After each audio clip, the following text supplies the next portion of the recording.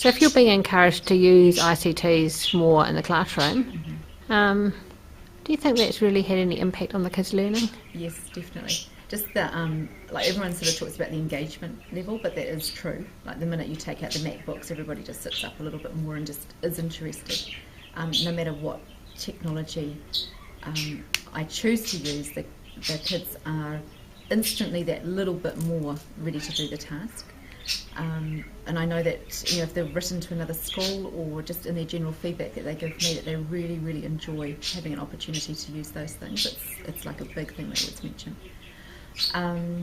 Just the way that they use the technology, like in their knowledge net pages now with their e-portfolios, to reflect on their learning, and the way that they show their families at home, or I can see them at any time, is also excellent. I think that's part of that whole process. And was it a help to you being on KnowledgeNet when you were away in England recently? Yes, well, I don't know if it was a help because I was working while I was on holiday, but yeah, it was excellent. I could sit in London and go through my kids' e-portfolios and just make comments, you know, while I had a cup of coffee and looked outside. It's just easy. It kept me connected to the class, which I quite like. Like, I work hard to make that connection, so it was nice to maintain it during a holiday break.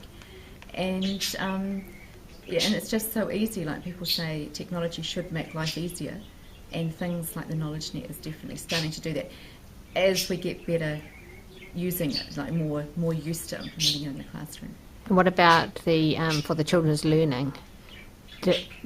Using the technology makes things easier, but does it make for better learning?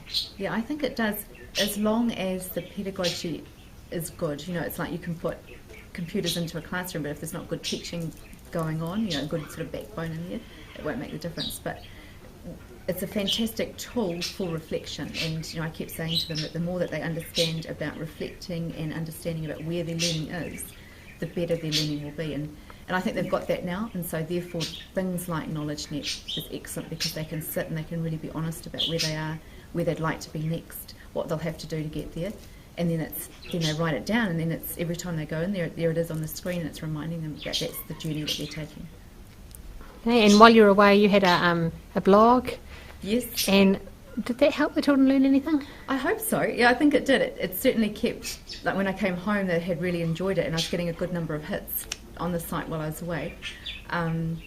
And it gave them, they were having a look at London and the places that I was going to in the classroom, and then each night I was posting photos of those places, and Charles, our class mascot, was travelling around, and I think it was really important, and the feedback on the little album that we made in the classroom has been excellent, and just it felt like, even though I hadn't seen them for a month, it didn't feel like that when I came back in. And you know, in teaching we talk about building relationship to get good learning, and I think that blog as a tool just maintained that relationship, and so we could start straight into our learning without having to sort of rebuild at the beginning of the term. So yeah, for me it was excellent, and it was a lot of fun.